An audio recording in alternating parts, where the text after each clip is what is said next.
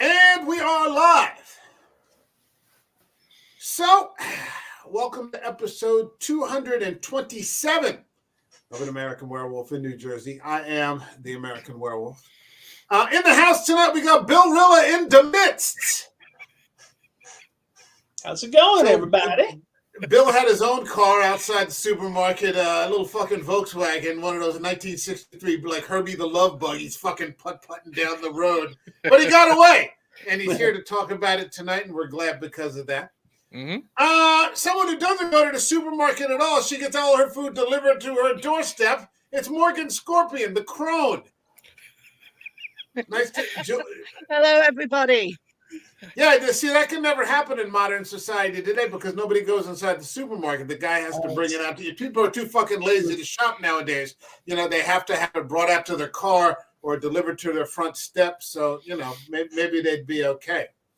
And, of course, we've got Eric from Hey Internet, Eric here, who is a big Stephen King fan, probably the biggest on this panel, probably more so than myself. A while ago, maybe back around Christmas time, I was talking to him and we were talking. I was saying there's a possibility I might just unload the entire summer with nothing but King movies. Mm-hmm. And he was like, fuck yeah, you know, let's fucking do it. Let's fucking go. And I think I had like 10 movies like just rattled off right off the top because we've done a few already. Yeah. We've done quite a few actually. We've done some good and Shining. some bad, and yeah. You know, we won't let Rod forget that he suggested. Yeah, we haven't had Rod back on since then, thank God. So you know, it's all been fucking roses since then. But I remember back around 1980, I was I got into a book club because I've always been a big reader. I think like everybody else is here and big into books. And I joined a science fiction book club. This was like 6th or 7th grade because up until then I'd been reading kids' books and like The Outsiders. And, you know, that was my, you know, introduction to like, you know, something that's not, you know, hickory dickory dock. But then somewhere around 7th grade, I joined science fiction book club. And it was one of those old book clubs, if you remember, hey, get 6 books for a penny or $1 or something like that, and then buy a certain number of books over, you know, some agreeable period of time and fulfill your obligation, which I did because, you know, how the fuck am I not going to, you know, get all these books? And the first thing that I ordered, I'll never forget it to this day. It was a book called a horror anthology called Dark Forces. Oh, I got that one. I had it. I've lost it. I don't know what the fuck happened to it. Today, it's on Amazon for like $45. I had it for like a penny.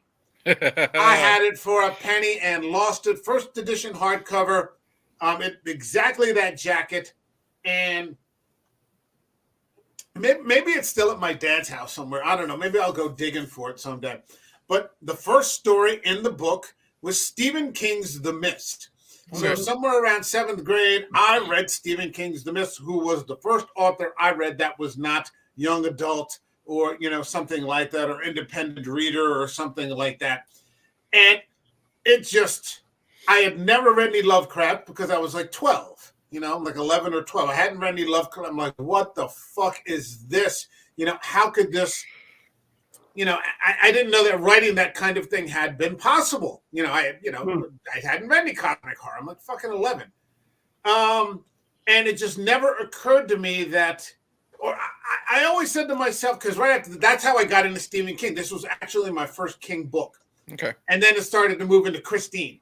Now, I think after that, the very next one was Christine. It's a good one, too. And I said to myself, they're never going to be able to make this into a movie. You know, it's just impossible. It's not a werewolf. It's not a vampire. It's not, you know, the creature from the Black Lagoon. You know, it's not any of these things. It's something indescribable. 2007, but, you know, 500 years later, here we are. Frank Darabont's The Mist. If you're ready to go, shall we get it going? Please. Push the button. Boogie woogie.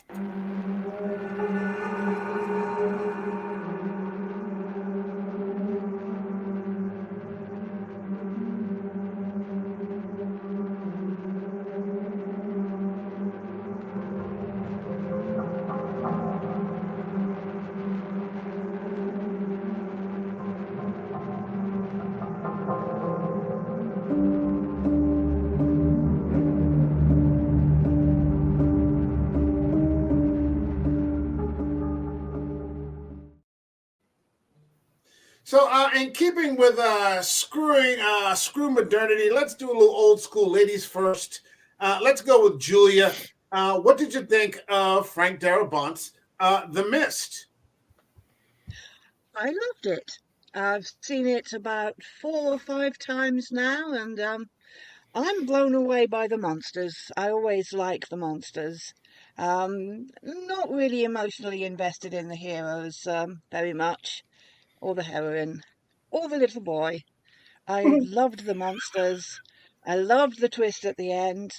And watching it for the fourth or fifth time this afternoon, this evening, Toby Jones. What can I Toby Jones. say? I Yeah. really rate Toby Jones very highly. I met his dad once, a long time ago. Yeah. His dad was also a great actor, by the way. But Toby just owns this movie. And when he died, I kind of, didn't really care much after that. I say I didn't really care, but I did like the twist ending. I love slick stuff like that. Okay. All right. Bill Rilla. All You right. were there. What's your feeling on the film? I distinctly remember watching this when it first came out and enjoying it. You know, as a typical Stephen King fan, I was raised on Stephen King. I tried very mightily last night to watch this without cringing, and I couldn't do it. I had to turn it off like halfway through. And it's not the premise. The premise, fantastic. The monster's very cool. The CGI may be a little cheesy now, 15 years later, but that's all cool. It's just the characters were so cliche Stephen King that I just was cringing because they're recycled ideas that he just keeps throwing in there over and over. So it was good and bad. I liked seeing the spiders and the tentacles and all that cool creepy stuff. But I didn't enjoy the interaction of the characters at all. Okay. Eric, what do you got for us? This is probably the third or fourth time I've watched it. I still really enjoy it. What I like about it is it shows like what King does is kind of to piggyback what Barilla said. How the worst monsters are us as the humans, and I really enjoyed. Is it Marcia Gay Harden? I think who played. Yeah. How she just through some convincing she can create this mob based out of fear and stuff like that, and just easily, like Bill says, it is a trope. The religious zealot in King films, but I'm kind of a sucker for those in the King films, and I like how everyone is swayed, and it's us against them. I like how it's a film that just takes place basically, aside from they have to go to the pharmacy in one location. Yeah. You know what I mean? They have nowhere to go, so you keep all the tension inside. Mike, I'm a sucker for Thomas Jane. I watch anything with him. It was kind of fun, having a little Walking Dead reunion with a lot of the characters. Yeah. I'm a huge fan of Darabont from Darabont and King because he also did Green Mile and Shawshank. And I think there's a lot more to this than just the stinger at the end, which is pretty much nowadays what everyone talks about. I think there's a little bit more to it than that. But yeah, overall, I still really enjoy this. And it's wonky CGI be damned if you watch it in the black and white. It takes that away. Yeah, it does. It does. If you get a chance to ever see it in the black and white and the chrome, which is what this is, it's much more. Yeah, you can't. Yeah, it's tolerable. It's tolerable. Let me start out by saying that I don't like the ending. I do not like the ending. I loved the ambiguous book ending, right? Where they sort of just go off and they think that maybe they hear the word Hartford on the radio, and they just they say that at least on one occasion they're able to risk going to get some gas. They get out of the car fast enough to get some gas up, and then they just keep on going, and it just sort of ends ambiguously as they head to what they hope is civilization again. They just keep riding off into the mist, and that's how it ends. When I saw it for the first time, I was like, what the hell is this? Now, I love the cast. I love the casting. I'm a huge Eric. I want to say this now. Loved it This so summer much you at some froze. point, I want to get to Thomas Jane the Punisher. There he is. At some point this summer. That is just such a great fucking movie with Travolta and Kevin Nash and Ben Foster and everybody. Will Patton. I want to do that this summer. That's a great fucking movie. But yeah, wasn't a fan of the ending. Big fan of the cast. Thomas Jane, Toby Jones, Andre Braugher. I was a huge fan growing up in the 90s of his series Homicide, Life in the Streets. William Sadler. William Sadler is the perfect jerk throughout the entire thing, and I love how he becomes a religious zealot at the end through desperation. He just, he's just clinging on to anything to try to stay alive. Marcia Gay Harden. I love Melissa McBride as the woman who just tells everybody, I hope they rot in hell, because they won't help her. In the book, you never see her again. In the book, you never see her again. She just walks off into the supermarket and she's never found or anything like that. And the same way that Andre Braugher and his crowd. Okay. I think, no, maybe it isn't. I don't remember. I haven't read it in a long time. You can also, let me just say, this is available right now for streaming on Freevee. That's a streaming channel with like a Tubi or Pluto TV. If you don't have Dark Forces, you can always get a copy of Skeleton Crew where it's available. And now you can just buy The Mist individually as a novella. You can buy it for like $5 somewhere. Let's just start off. I love the way that it just kicks right the fuck off. It doesn't fuck around. It just kicks right off. And I love the way The Mist just descends on fucking everybody. It's fucking on, and almost in a Pulp Fiction kind of way where they try to have that robbery in a restaurant, like you never know who's going to be in a restaurant and it backfires. Here, the pressure cooker is just a supermarket. Strangers, some people who are not strangers. It's a great idea. It's just a great fucking concept for a place where cosmic horror would just sort of open up in a hick town in a supermarket. And it's also not just, strangers and people who know each other. There's also people that hate each other, because Thomas Jane and Andre Braugher, they've already, you can tell, got a history of not liking each other. And they're stuck together, because, it causes a tree to fall on Andre's car. And then now Thomas has got to take him to the supermarket type of thing. So they're stuck together. You can build that tension. And then now they're stuck together in the supermarket. So I like that as well. Hold on a second. We got a comment here. It's Marty. What's happening, man? Marty. Sorry I can't join tonight, but I'll pimp that stream out. Fun fact, Thomas Jane was supposed to get a lead role in another Frank Darabont series, The Walking Dead. Oh, he was supposed to be Rick Grimes. Yeah, that would have been good, too. Yeah, would have. Fuck yeah. I love Andrew Lincoln. I saw Hung. Hung was good. I don't know able to hold a gun blowing off Frank Darabont for. Yeah, right. Hung was fucking great. Did anybody ever see that show besides me and Bill? Yes. Never heard of it. It was a great show. Worth looking at. If you get a chance, he is this guy. It's like a comedy of sorts. And he's this guy is a gym teacher. And he's getting divorced. He gets divorced from Anne Heche, if that's how you pronounce her name. And she marries up. She remarries and she remarries up. But his consolation prize is that the kids elect to live with him. So he's like, okay, we're going to be okay. But then his house burns down. Like it just catches on fire. His fucking house burns down. And the kids have to go to live back with their mother. So he's like in this tailspin of depression and he doesn't know what to do. And he goes to like this sort of Tony Robbins guy kind of seminars. And the guy's like, well, look, if you have everybody has one thing that they have. And, if you can figure out what that thing is, you can be successful and get rich and so on and so forth. So the only thing he figures out that he has going for him is that he has a big dick. So he ends up fucking becoming a gigolo on the side on top of being a gym teacher. It is the funniest goddamn thing you've ever seen.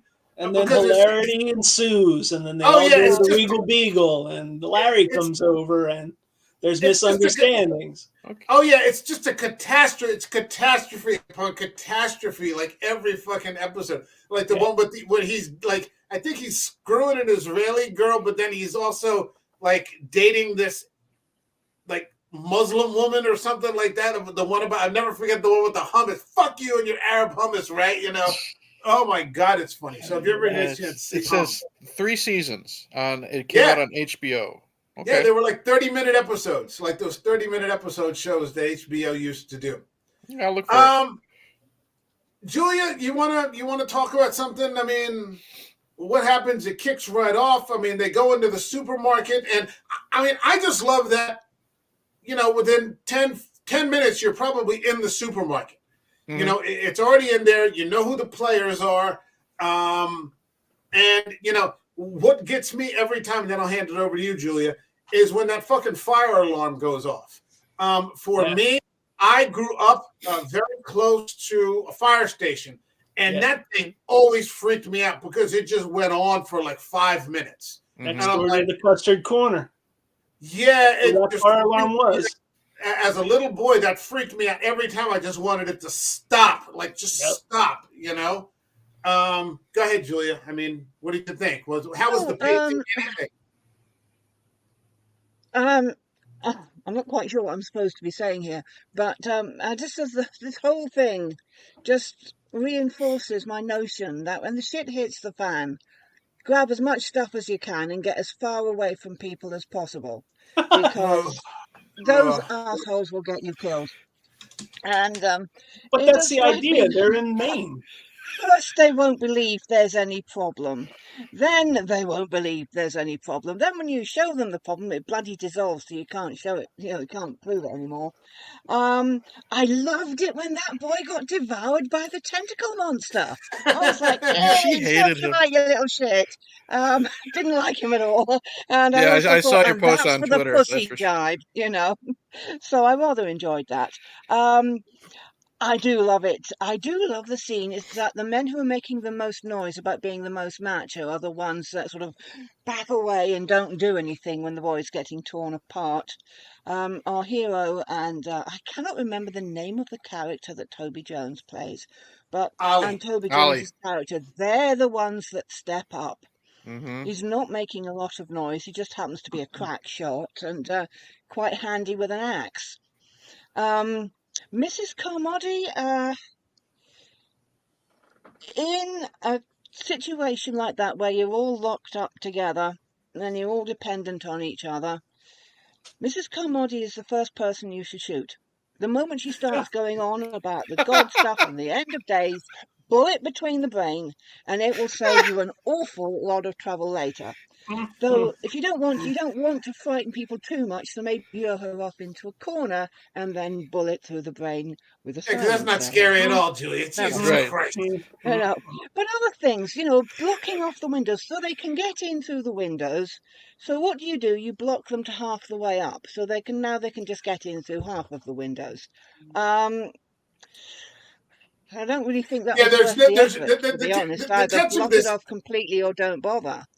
Well, the catch of this is that, you know, there's not a lot of people that have probably read 1,000 horror books, you know, and know all the trope mistakes, you know, not to make in a, you know, it's not a fourth wall kind of thing. And I think that's part of the problem too. Is that, you know, there's no, yeah, exactly. Yeah. It's not the first Scream movie, you know, where like they list all the tropes and people make the mistake anyway. They might have seen between them a few horror movies by that time.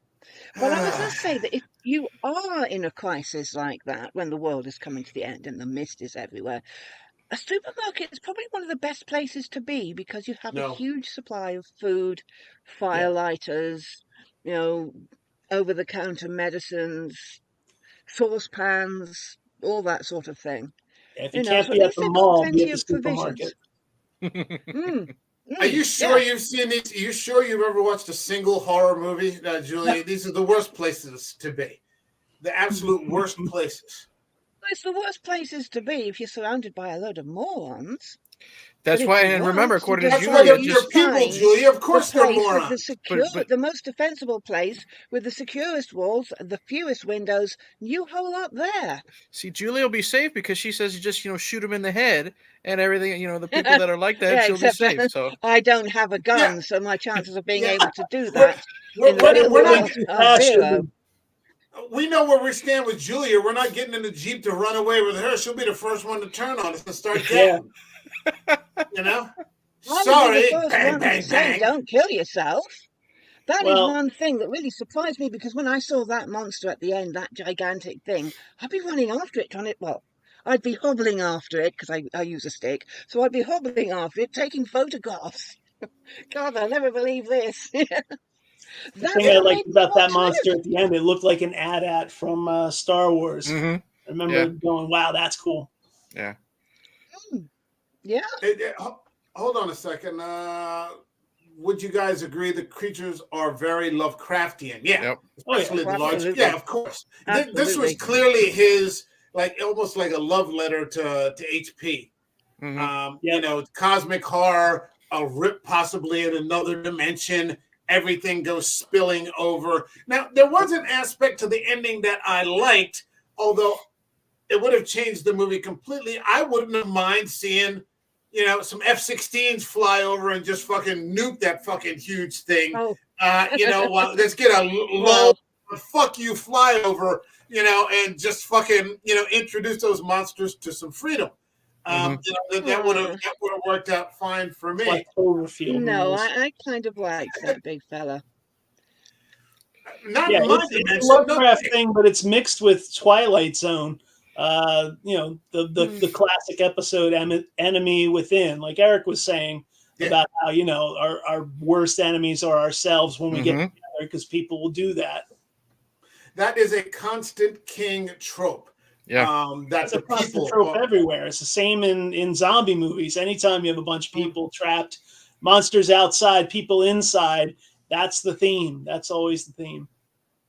Yeah, you know, Yeah. it's gonna be cabin fever by the end of it. Even if it's air quotes safe, like say compare this to like the original Dawn of the Dead, where they all got along. Eventually, something's gonna happen even to those four. You know, even if like you know the bikers didn't show up, something bad would happen between the four of them. They'd be at each other's throats, so you're still screwed no matter what. They had plenty of space to spread out, though, in the mall. They didn't have to be stuck under each other's skin. see, But this is why it's I best find to it stay home and interesting hoard that the ammo. military caused the problem and the military solved the problem. So I thought that was an interesting touch. But this is where it falls apart for me, is the characterization, because at least in like the zombie movies, like take the Dawn of the Dead remake with Zack Snyder, Mhm. the people, they're falling apart was going against character almost. It was there were surprises, you know, this guy did this guy did that. People were acting against type, whereas Stephen King, at least later day Stephen King, it's always stereotypes. It's always, oh well, there's a couple of progressives, the guy who's the artist and the old lady who's obviously a school teacher, and they're the ones that are the heroes. But oh, look, the local guys, the townies, they're idiots and they're not going to do anything. It's like, come on, man. Come up with something. Give me Well, something. here's Oh, the I thing about get this. it. You don't like Christians. I read Carrie too, you know? I get it. Here's the thing, though. This is something that was written in like 1969 Mhm. or something. This was like a very early work from him. This was before Carrie. Yeah. This was before Salem's Lot. This was like published in like I don't know if it's like a girly magazine or Reader's Digest or something, but yeah. Yeah, so this is early on work. This isn't something that came along in like 94, you know, and then later got made into a movie or something like that. This is the copyright on this is like from his earliest works. And it's ironic because it's one of my favorites. And maybe it's because it does, for me, I think it's because you never get a good look at the creatures. And that's maybe one of the hallmarks of you know, cosmic horror is, you know, they're these, you know, almost sort of indescribable kinds of monsters. Well, You some know, of them, that, yeah. yeah, well, I mean, you know, okay, did I guess build in like what I had to say, but Like those fucking spider things are scary when you get to see them. Yeah. That's my Oh, favorite the scene in the faces whole on movie. them. The faces Yeah. on them. Whoa. Yeah, and That's just powerful. like the ferocity and the fucking, anger and, these things just look fucking furious and like they They want to s- fucking rip you to pieces. acid webbing and all that shit. Yeah, You know, Yeah, and then the I mean, fact, it's just, that was and then icing on the cake. they can once their victims explode, you have all these little spiders coming out. That's scary Mhm. shit. That That's was good terrifying No, I stuff. shit. tell you, if Yeah. those didn't make me kill myself, that gigantic creature with the tentacles certainly wouldn't, because those spiders, ugh, no, thank you, don't like them. hold on a second. We got some comments here from yesterday's podcast. What's Hey, happening? Derek. Thanks for stopping in. Too many pokers in the fire. Just want to say hello and say what mind fucking ending. Yeah. Still haunting. Okay. Yeah, it's not a terrible ending. In fact, it's quite a fucking twist. It's just for me, I prefer that book ending. I like that ambiguity. And like Marty says, I'm going from the Mist to Gojira because I want to see the fucking F-16s. I want to see, the army fighting, Godzilla over here. Yeah, that's what I want to see. Turn it into like Zack Snyder's The Mist. That would be fucking fantastic. Or like Michael Bay directing The Mist. That works for me. They say pardon the typos, and so yeah, I guess Marty's going to start drinking. Okay, so I mean, it ends up breaking off into like three camps. You've got the rationalists that are led by Andre Brower, who's a lawyer, and he's saying things that make sense. It's just in the context of what's happening, it doesn't fit. Right. This is all, Yeah. this is, natural disaster. And, because you got all these people at the beginning, they're saying, fucking, the guy's like chemical explosion, and I'm like, well, if it's I was thinking this today. I'm like, if it's a chemical explosion, those closed doors ain't going to do you no good, because, that's going to seep right in there. If it's like, some sort of toxic gas or something like that, you guys are deader than fucking fried chicken. Mhm. But you've got that camp, and then you've got the religious zealots like Marcia Gay Harden, who I guess sort of appeals to the people that are already perhaps a little less stable. Mhm. She goes full apocalyptic like right away. It's like the end of days. It's funny how But then, these religious people forgot all about "Thou shalt not kill." But well, You're the one that wants to put bullets I in didn't them. write it. yeah, I he's wouldn't got know. you there. I He's got wouldn't you know. there, I wouldn't Julia. talk I so didn't say it. quickly if I were you. I would say that Oh, Mrs. it's not Carmody fascism needed when we do killing it. nice and early to save all the others.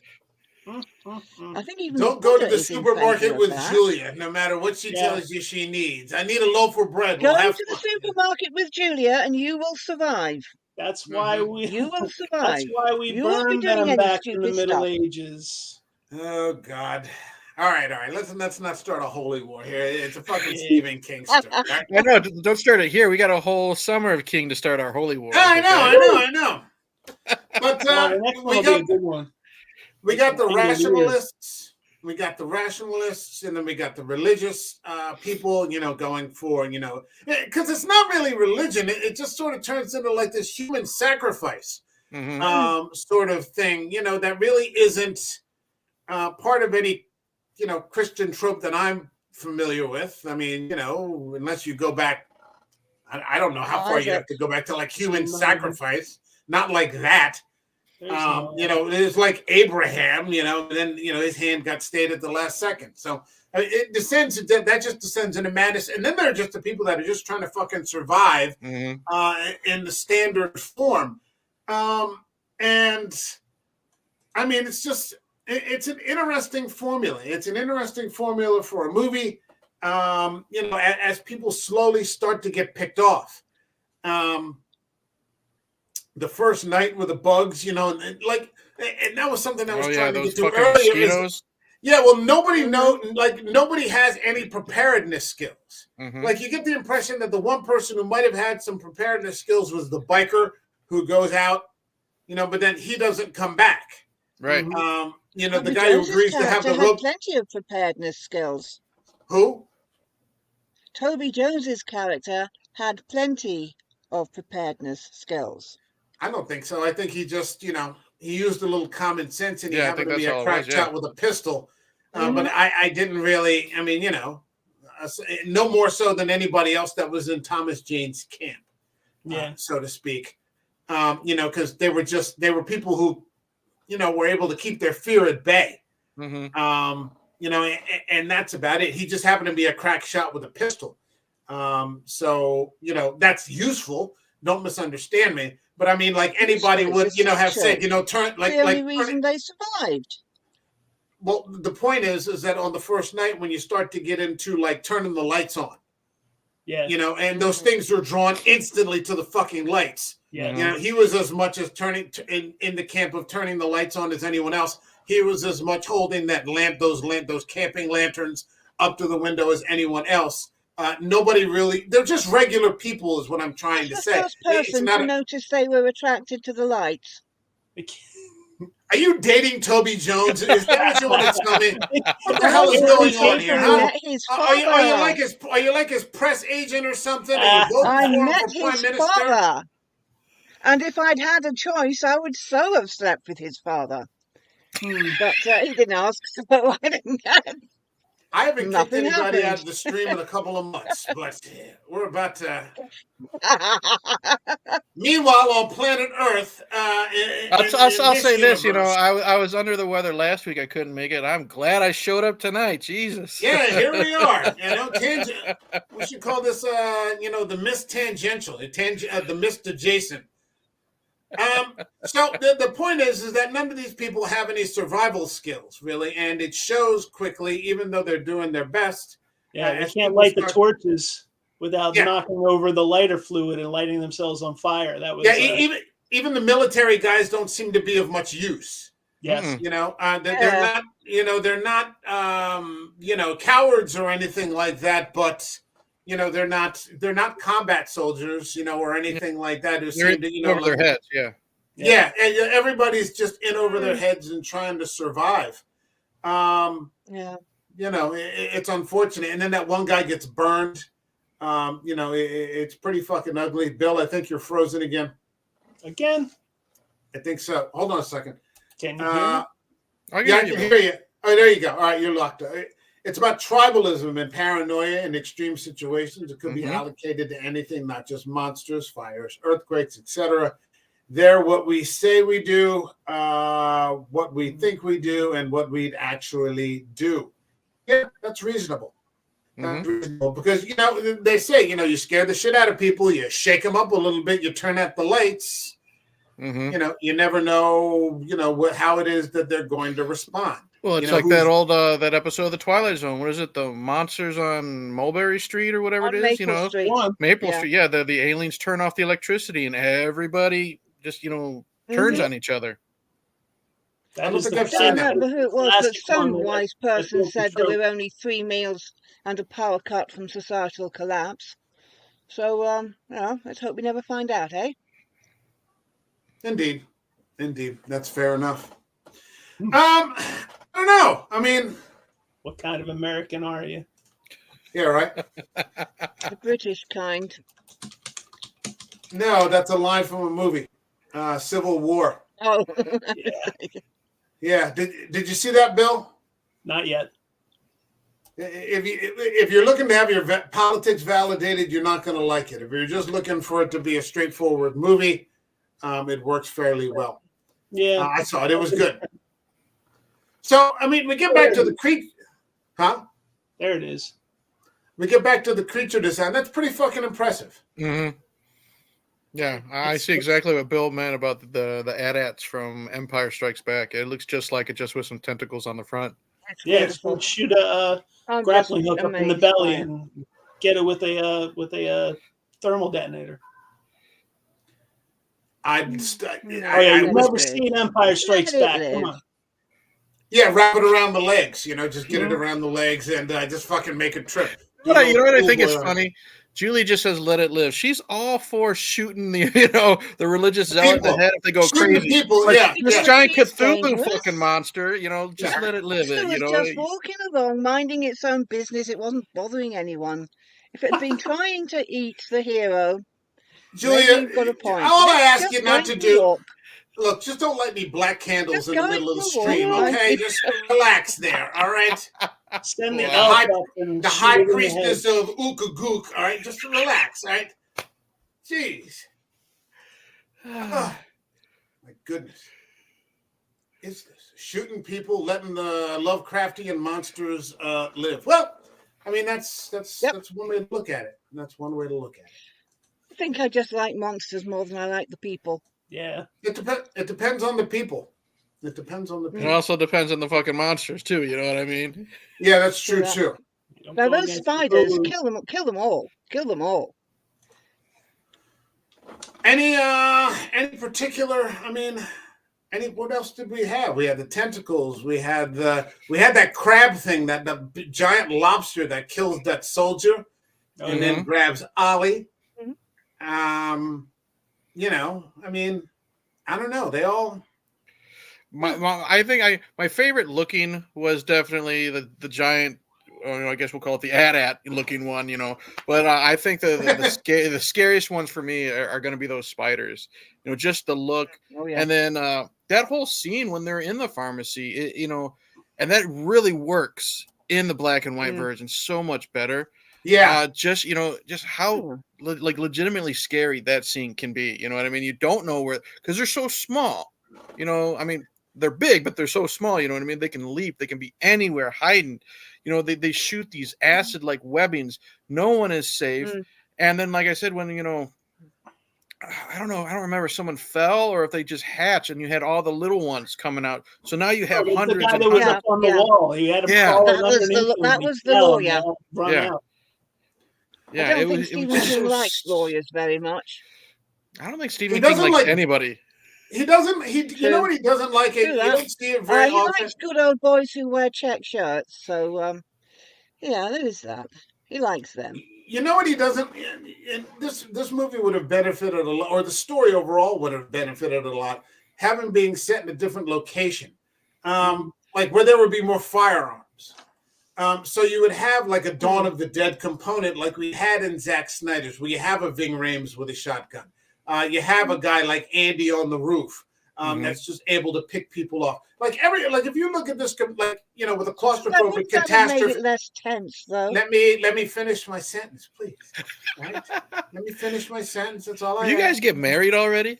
Yeah, you know, it's coming next week. Next week's stream. We'll make our announcement then. But it's just, you know, you have a claustrophobic, like, you know, apocalyptic movie. And everybody in that one is armed.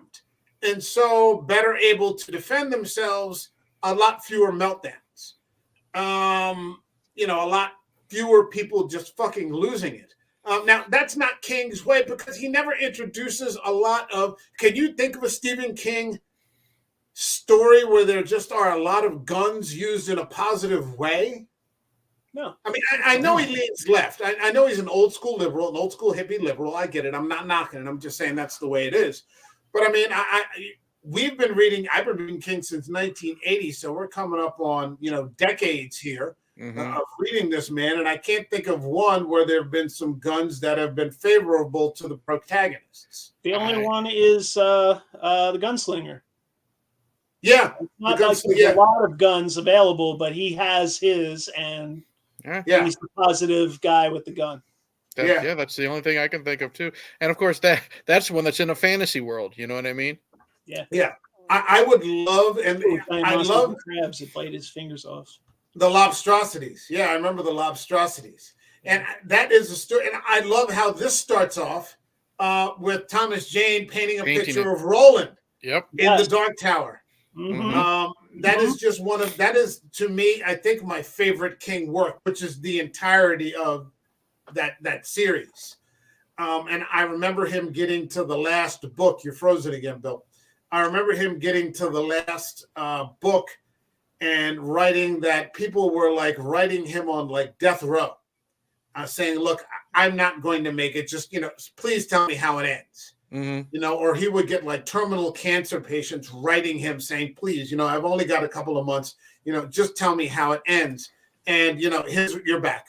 And his response would be, I don't know how it ends. You know, he was never able to answer it. Has anyone here read the entirety of that?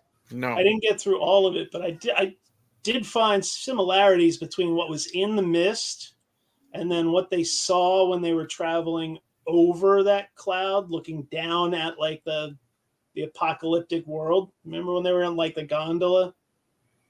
What? They were traveling in a gondola. Looking down and seeing monsters similar to what we see in The Mist. The thing that is kind of cool about King is that he does overlap universes. Yes. Mm-hmm. He overlaps them, and so you can see Flag in The Stand. You can see Flag in The Gunslinger. You can see Flag. I'm reading Eyes of the Dragon right now, and the main protagonist is a wizard, and it's Flag. Yeah. So I mean, I've got a stack of King that I like. Going back to like If It Bleeds, and there's a lot of King I still haven't read that's just sitting on my shelf collecting dust. That would probably just be a fun read. I just haven't gotten around to it yet. He just released another one last week, I think. Another one. He's still cranking them out. He's got like a third wind. This is like his fourth wind or something like that. It's very impressive. He should have gotten run over by a car long ago, because that sort of kept him from retiring. He was talking about retiring, and then that guy hit him with the car, and next thing you know, he's got 10 books. Well, it's like there's this interview that he's doing with George R.R. Martin, and George is talking about how is it that you can do 3 books a year, and I can get 3 pages done in a year. You know what I mean? And it's just George is like blogging about the Giants. Yeah. He's like hanging out taking his picture with like cheerleaders and girls. Like, sit down in front of the fucking typewriter, George. Well, that's what King told him. He says, I give myself 3 hours a day and I try to hit 30 pages, if not more. And George is like, can you do that? 30 pages. Yeah. And King 30 says, pages is a lot. And he says, yeah, pretty much. Because he constitutes it as a job, like he's on the clock for that time. Yeah. And then George says, George's day is, he wakes up, has a cup of coffee, he writes a sentence, doesn't like what it is, erases it, go watches TV, goes back, checks his email. That's like us. That's like us writing something. Fuck it, I'm going to watch Monday Night Raw. I'm not fucking writing this anymore. UFC's on tonight. Fuck it. That's true, but George Martin is trying to write one thing of quality. And Stephen King's going to write 10 things. 2 of them will be quality. The rest will be garbage. Some things are better than other with King's. Now, I was just last night, and I said we would open up the show talking about this. Mike Flanagan. Yeah, exactly. Exactly. Mike Flanagan, who is a famed director for bringing King shit to the big screen, just got writing, producing, and directing rights to the new Exorcist film, which is supposed to be it's described as a radical reimagining of The Exorcist. And I was so happy about it, man. Huh? That old gag. I'm telling you, man. Have you seen any Flanagan work? Probably, but I'm just skeptical. If you had, you would know. Okay. Like you would just know. Like, have you seen The Haunting of Hill House on Netflix? Yeah. Okay, that guy. Haunting of Bly Manor, Midnight Mass, Doctor Sleep, Gerald's Game, Oculus, Hush. I mean, I think we're going to get something there. But he's another guy. So do I. That's just one of my favorite slasher movies of all time. And now he's hired to bring The Dark Tower to Amazon Prime in a TV series. Yeah, multiple season. Imagine doing a book per season. I remember the original idea was to get Javier Bardem to play Roland. And I was like, oh, that would fucking work. And then suddenly it became Idris Elba. And I'm like, what the fuck is Idris Elba doing this? I thought he was fine. But then again, I haven't read the book. It was terrible. It wasn't a great movie. He's got gravitas. He's not Roland. Like, if you read all 7 books, he's not Roland. Roland's supposed to be like Clint Eastwood, from what I remember. Yeah. Kind of. Yeah. Yeah, he kind of is.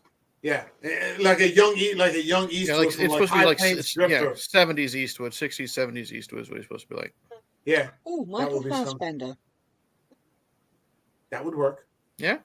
That would work. Now, you just got to find someone who's willing to commit to multiple seasons. But now everybody's committing to multiple seasons.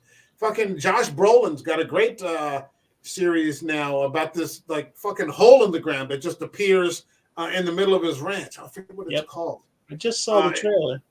I'm in the middle of the second season. It's great. Ken Watanabe is doing a fucking series for HBO called Tokyo Vice. One of the best things I've seen in the past 5 years. Everybody, it's about this American who's the first foreigner hired in a Japanese newspaper to cover the crime beat, and it's set in the 90s. So it's just got a fucking bumping soundtrack, man. It's just got a bumping soundtrack. Yeah, I mean, this is very possible. But I mean, coming back to Flanagan, I was just I was so happy. I was watching Dr. Sleep. I was like, fuck, this is so good. It's just Yeah, so he good. texted me. He says, "I'm so psyched. I know I have to rewatch The Mist, but I'm so psyched about Flanagan. I'm going to watch Dr. Sleep." Fuck yeah. What are your let's get a real quick one here. What are your favorite King works? Are we talking books or movies? Books. Books. Name a book and a movie. Give me a book and a movie. Pet Sematary is my favorite book. It's my favorite horror movie. I know it's not one of yours, Mike, but it's my favorite book. Christine would probably be a close second. And then I've always said I think King's strongest work is like the short stories or the novellas. So I would have to go with either Night Shift, which is like a dozen short stories, or possibly Different Seasons, which actually had Shawshank. It had Apt Pupil, which is a really dark one, and it had The Body, which was Stand By Me. And if we're going movies, I'll say my favorite, like I said, is Pet Sematary. But I think the best adapted and probably the best filmed and acted, all that mixed together, would probably be Stand By Me, in my opinion. Okay. Bill. For favorite Stephen King is The Long Sleep is my favorite story by him ever. I think that's just super high level. There was also he did a short story about a kid encountering the devil, but I can't think of the name of it. But those are my two favorite Stephen King stories. The best book is Carrie. I mean, it's the first one I read, and it was just outstanding. That's a good one. Movie adaptations, I don't know. I mean, I'm just going to default and say Creepshow. That's a fun one. The hell of it. Okay. Adrienne Barbeau and her boobies. Oh yeah, They help. yeah. They do help. That never gets old. I remember Especially seeing in her. the 80s. I saw her in like 2000 when she did Carnival. She was like 50 and she was still smoking. You're like, holy shit, that woman's hot. Yep. Julia, what do you got for us? Well, my favorite book is The Shining. And Okay. my favorite movie is actually not a movie at all. It's the oh, are you still there? Sorry, Yeah. just went blank on the screen for a moment. Yes, it's actually the adaptation, The Storm of the Century. I love that. In fact, I've got That's it. a good one. That's I a really want to good see. one. I want to see that. It's really good. Oh, that's a good one. Oh Yeah. yes, Colin Feore is playing the bad guy. He is so good. Mhm. Okay. Highly recommend that one. you get the usual tropes dragged out, all the usual types, but I won't tell you the ending because I don't want to spoil it. Yeah, I please really don't. like I don't the know anything about that one. Nothing. Okay. It's Well, on I won't Hulu, say, I Mike. won't say anything more about it, Okay. except grab it if you get a chance. Just grab it. Yeah. Might even be on YouTube. You never know. I think it is. I think it's on there for free. It's like But it YouTube free. is also on Hulu, it says. Okay. My favorite King book is Salem's Lot. Okay. Without question. Without question. It just is. It's just fucking great. After that, I would have to go with the fourth book in the Gunslinger series, Wizard in Glass. Okay. Because that's just fucking beautiful. It's just operatic. It's just spectacular. My favorite movie. Go ahead, say it. The Cell. 1408. No. I would actually. It's a tie, I think. No, actually, I'm going to go with the Dead Zone. That's a good one. The Dead Zone. I think that's Christopher Walken's best Walken. performance. That was Cronenberg, wasn't it? Of course. Mhm. Yeah. And Martin Sheen is just fucking terrifying. Yeah. As just this guy who's sneakily, like nobody can pick up on that he's a fucking like he's a psychopath. Mhm. He's just, because a lot of politicians are, I think, psychotic. And he's just out there pressing the flesh, and he just sees that this guy's going to create a nuclear Armageddon. Like he's like an assemblyman. It's just such a great concept. He's like an assemblyman, but he can see that he's going to become, president one day. And just the beating that Walken takes in life, like he just loses everything. And like the power that he has is just killing him. It's killing his health. I loved Herbert Lom as that the Jewish Auschwitz survivor who becomes his doctor. Yep. And Walken tells him that his mother is still alive, like she survived the camps. He thinks that his mother died in the war in the camps, and she didn't. And like he actually connects her, but he can't speak to her. He's too, like, there's just been too much time. He doesn't know what to say. It's just so fucking great. Tom Skerritt is the sheriff. Yeah, he had the Castle Rock Killer, the whole Castle Rock Killer angle, where the killer, it's the deputy. And he puts like the sound that he makes when he puts on that leather suit or jacket or rubber suit or whatever it is, and he impales himself on the scissors.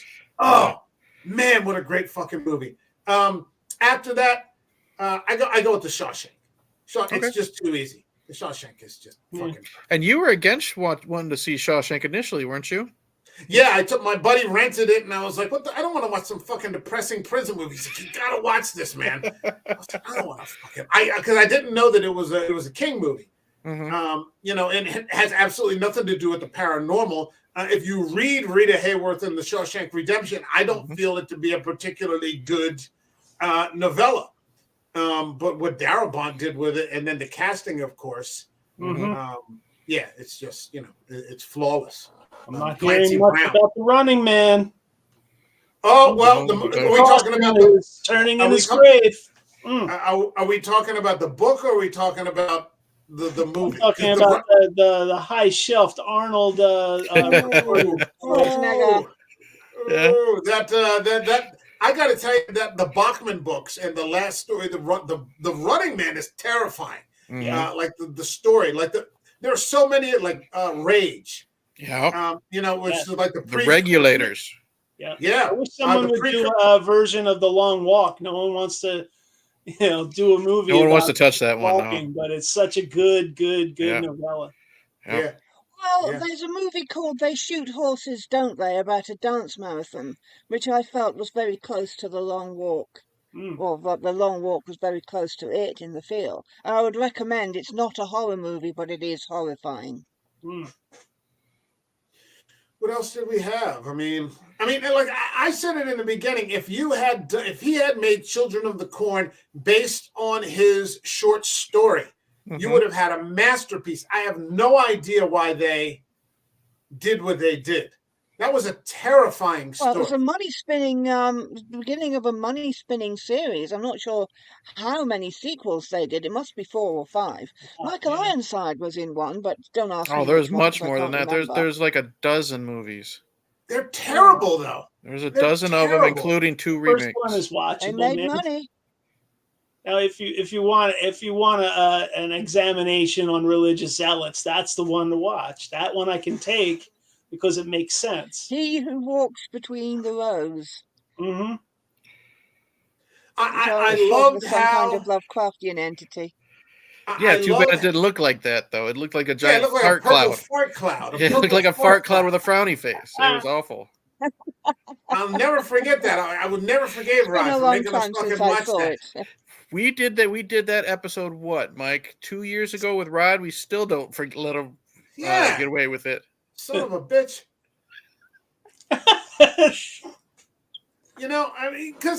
Like the idea at the end of the story, that the God punishes them for failing, decreases the age of sacrifice by 1 year, makes one of the leaders go into the corn to be sacrificed. His mate or his spouse wants to burn the cornfield. Like they're just tired of it. She wants to burn the cornfield, but she's too afraid to do anything. And so that it just keeps going on. It just keeps going on and on. That the Linda Hamilton character, you never see her die. Her husband just finds her in the corn and she's already been crucified with barbed wire.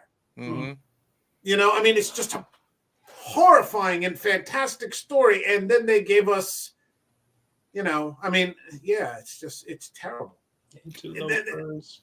I don't know if that was part of his drug-fueled, era, It was. where he It was was. just, He didn't get with the so maximum.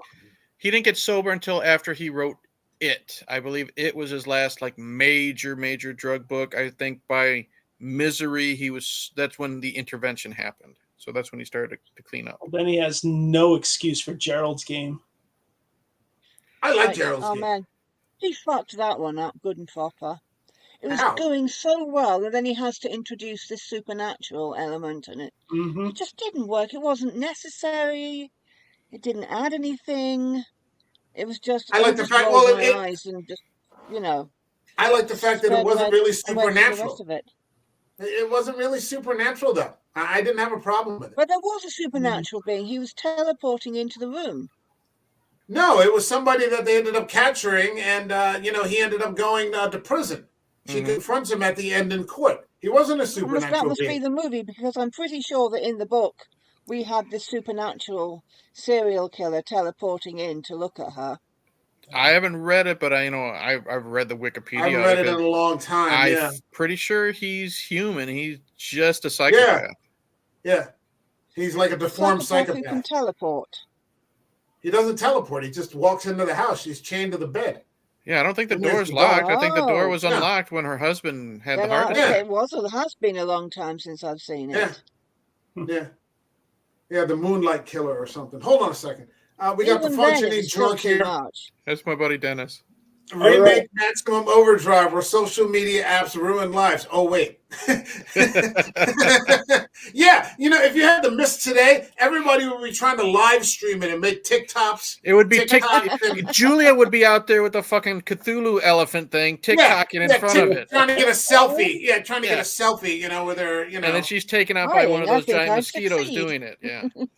I Yeah, like that- Maximum Overdrive remake. I love that. Should get the guy who does Mad Max films to do it. George Miller. George Miller. What was it? The Stand also. At least the That's been done first twice two, already, right? yeah, but the first 2 episodes in that original 4-part series, I have it on DVD. Really solid, really Mhm. solid. And they added like Kareem Abdul-Jabbar. I love that. Bring out your dead. He's ding, ding, ding, ding. He's just fucking going down Wall Street. And then the next thing you know, he's dead. Yeah. Fee, fi, fo, fum. I'm fresh out of bubble gum. We got Raider Ruckus here saying, "What's happening, man? Thanks for stopping in." All right. Is there anything? Because we stopped talking about the Mist like 30 minutes into it because you don't really, you don't There's really. nothing to it.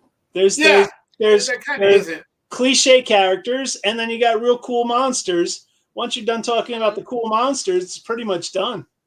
Twist ending, great, but Which I didn't like. Yeah, which I didn't like. I didn't like Well, the twist ending. I much prefer, and I stick by this. I much prefer the book. Okay. The book ending, very ambiguous. Yep. I love Thomas Jane. I love everybody in the cast. Thomas Jane is not playing the Punisher here. He's just a regular Joe. Mhm. Just trying to get through it with his son. But yeah, I mean, if they had just driven off and it just kind of ended ambiguous, the same way with Children of the Corn. I don't know why Darabont and King decided to do it that way, but it is what people talk about today. Just not for me. So yeah, is there anything that we have not discussed that you would like to get into?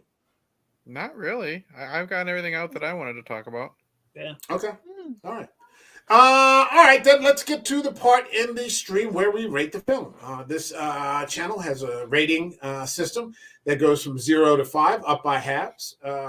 So you have 0, 0.5, 1, 1.5, all the way to 5. So 0, for example, would be I'd rather spill a carton of sour milk in the middle of my kitchen than watch this movie again, all the way to 5, which is this is the journey, this is cinema, this is the destination. This is why I watch movies in the first place. Morgan Scorpion, what would you give Frank Darabont's The Mist? 4. A 4. Okay. Yes. All right. 4, no problem. Eric, what do you got for us? I'm going to give it a 4. I really enjoy the characters. I really enjoy the performances. I love the mob mentality by the end of it, cliched or not.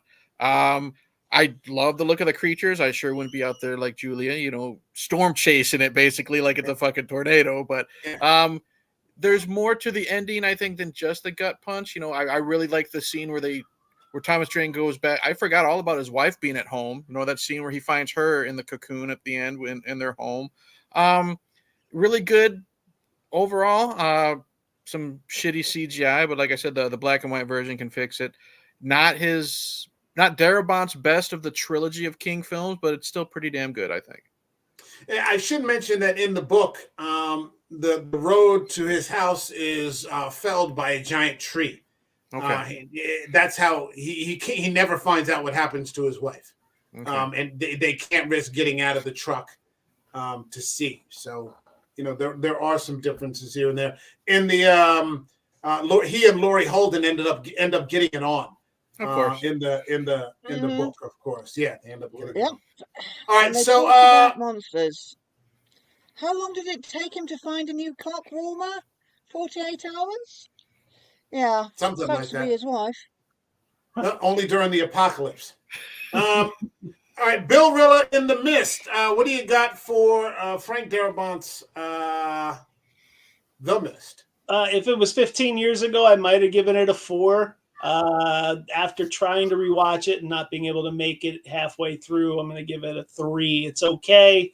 It's like a nice B movie. It's got some cool monsters. It's a cool Twilight Zone episode that goes on a little bit too long, but yeah, it's not up there for me. It's a 3. It's 2 hours and 5 minutes. It's not a short movie. I'll tell you, I'll give it credit. This, I think I said it once, and I don't remember what episode, but this movie came up. My daughter at the time, she just turned 12, so she was probably 11 when the last time I actually watched it. I've seen it so many times, I didn't need to rewatch it for this. But she came in probably right before the bagger, got sucked out by the tentacles. She sat down. She was wondering what's outside the gate or whatever you want to call it. I explained her what she missed, 15 minutes. She sat down. She watched the rest of that fucking movie. So this is an 11-year-old watching a Frank Darabont movie. So yeah. I'm going to give credit where credit's due. He kept her interested.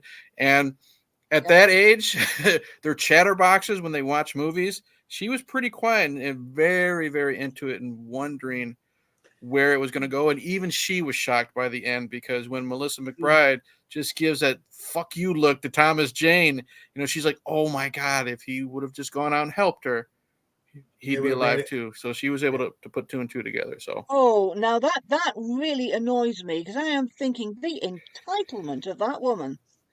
Other people have to sacrifice their children's well-being in order to look after hers. She's just asking for help. That's all it is. She asked for help. That's all it is. Just demanding help. Let me guess, she'd get a bullet too when she do. Yeah. No, she wouldn't get a bullet. I'd just leave her to it. But honestly, just shove her out the door. Get out. I wouldn't need to shove her out the door. Well, here's the thing, though. Not everyone in that supermarket had children, though. Anybody could have helped. 8-year-old himself. He shouldn't be expected to risk his 8-year-old for somebody else's 8-year-old. But there were other people that did not have children either. Even if Thomas Jane said no, other people could have helped her too. That's not entitlement. She's just asking for help. Now that we've had that discussion. All right. What do you think of the movie, Mike? I'm going to go with a 3.5. I'm going to go with 3.5. It's a solid piece of entertainment. And I think that there's a pretty constant amount of tension throughout. There's a lot of tension, a lot of paranoia, obviously a lot of claustrophobia. One of the things that I thought was a good scene, even though, it only happens for a second, is the one woman who commits a suicide. She just quietly swallows those pills and doesn't tell anybody, and just kind of quietly goes to sleep. Mm-hmm. She's no fuss, no drama. She just decides this is too much for me. I can't handle, risk being eaten. or whatever it is that happens. Because when you see, especially it's better in black and white. That one girl gets stung. Yep. It's just horrible. Mhm. It's just yeah, and then the one scene. yeah, and then the one guy gets burned. Yeah. The entire thing of like kerosene or lighter fluid, and he's just got 3rd and 4th degree burns all over him place. They're all over his body. There are a number of good scenes that really sort of drive just some human things that are happening aside from the catastrophe and the 3 sort of factions. Like I said, not the biggest fan of the ending. It's not a bad ending. If I hadn't known about the book, I would have been, fine with it, but I would have preferred the other ending. But I've got a copy on Blu-ray in 2 different formats. I can't pretend to knock it too much. I'm going to go with the 3.5. It's good stuff. Okay. Morgan Scorpion, why don't you plug something from your channel, something coming up, something you just dropped? It seems like you've gotten more into the live streaming now than the recordings. You've shifted away a little bit. So tell us about that. I've been very discouraged by the way the hits on my YouTube channel have dropped way down since they've started putting adverts on everything. So whilst I'm not giving up, you can see I whispered Niall Athertap, and I'm going to whisper some more of Lovecraft's stories soon because I just want to. I enjoy it. I've recently interviewed William Meikle. I'm very glad to find out that I've been pronouncing his name correctly all this time because I've heard alternative pronunciations. He's a fabulous writer. He writes loads and loads and loads of. He writes pastiches. He's got the S Squad series. He does Lovecraftian stories, ghost stories, Sherlock Holmes stories. He's a powerhouse. So I had the great pleasure of interviewing him and have him talk about his writing career and give some good advice to young writers. I should be having Megan Tremethick from Hex Studios next week, and Laird Barron has said yes to me. That will be in a couple of weeks because he's moving house. In other news, HBO has cancelled 30 Coins, but Alex de la Iglesia has announced that he'll make it by other means, whatever other means he can find. So he'll be in the business of sorting that out. I've started a little community on Twitter, all ready to help out if necessary. Fingers crossed. And that's it really from me. All right. Eric, what do you got for us? What's going on the channel? Eric, you're almost at the halfway point in the year now, so you've got to get going with some of these first-time views. I've been so busy with work, dude. I don't have the energy or motivation sometimes. Sometimes it's just easier to sit down and bullshit on someone else's channel for an hour, 2 hours. But speaking of that, this Saturday night at 9 p.m. Central Time, I will be getting back together with my old podcasting cohort, Alex, from the Two Bearded Losers. It'll be the first time we have streamed in 7 months. And it's going to be just like old times. We're going to sit there, bullshit, talk about our lives, talk about our any type of movies. Mike, you've seen a few of our conversations. We don't agree on pretty much anything, but the conversations are usually pretty fun. And Dennis was just in here. He's in the chat, the Functioning Drunk. He has just started his podcast where it's a little bit of everything. I've been on it twice since he started it in the past 3 weeks, I believe. It's movie related, sports related, life related, whatever you want. I'm trying my best to get his social media built up because kind of like you, Mike, he was locked out of his main account on X. So the Functioning Drunk on Twitter or X, whatever you want to fucking call it. And also on YouTube because he's going to try to get into live streaming as well. We're trying to build up his sub count. He's currently at 21. So I'm trying my best to help him get some subs. But other than that, not much because it's just I've been so shorthanded at work. I'd rather come home and sleep than pump out content. I got you. Bill, anything going on? I'm not a content creator. I'll be back here to talk some more shit about movies if I feel like it. If you want to hang out with me, you could probably find me at Dungeons and Drafts, drinking beer, playing Dungeons and Dragons at places like Heavy Reels and Twin Lights over the next month. So that is my big thing. I will take suggestions on summer reading, though. I got 2.5 weeks until the end of school, and I got a 2-week chunk of time where I can actually read for pleasure. So I'll take suggestions. I'm only like 40 pages in. I said earlier that I'm in Eyes of the Dragon by King. It's the first time I've read it since like maybe middle school, high school, and I'm really digging it. It's, I would say, more adult than a young adult novel, but it's not a typical King. He wrote it for his daughter when she was 13 so she could actually read one of his books because she didn't want to be so depressed. But I'm really enjoying it. Kings, wizards, dragons, whole bunch of stuff. So it's a quick read. Bill, I'm pretty sure you could probably finish it in like 2.5 weeks. Flag. If not sooner. Okay. Good choice. Good choice. All right. For Mike, me, what do you got going on? absolutely zip. No, I'm just kidding. We are just kicking off the summer of Stephen King, so we will be back here and throughout, probably leading up to Labor Day, with a Stephen King selection. In fact, while I'm here, we could go through some of the lists of movies and maybe pick one out for next week because I hadn't really come up with anything right now. Let's see what we got. How about you pick four? You pick four, and then we can decide from those. That'll make it easy. Yeah, okay. We got Salem's Lot. I'm always up for that. We can go with something that's the original, Tobe Hooper. We could go with Needful Things. We could go with 1408. Or we can go with Cell. With what? Cell? Cell. Yeah. I think those now Cell is. I'm trying to pick things that people have access to, because I don't know if you have access to like Salem's Lot. I don't know. Like I have it on Blu-ray. That's easy for me. I don't know how many people do. It doesn't exactly stream anywhere. Movies like 1408 and maybe Cell are a little easier to get your hands on, that sort of thing. If I'm given the choice, I'm going to say either Needful Things because it's Max von Sydow as the devil. Yes. Or I'm going to say Cell because I have never seen it. I've never seen Cell either. Okay, let's do Cell. And I think Cell is available. Cell is available on Tubi, and it's got Sam Jackson and John Cusack, so it can't be too terrible. They're reuniting right after doing 1408 together. Yeah. Yeah. What's this now? Okay. Bill? How bad could that be? Yeah, exactly. Tune in next week and find out. Yeah. We could be wrong. All right, so next week we'll be here next Thursday with Stephen King's Cells.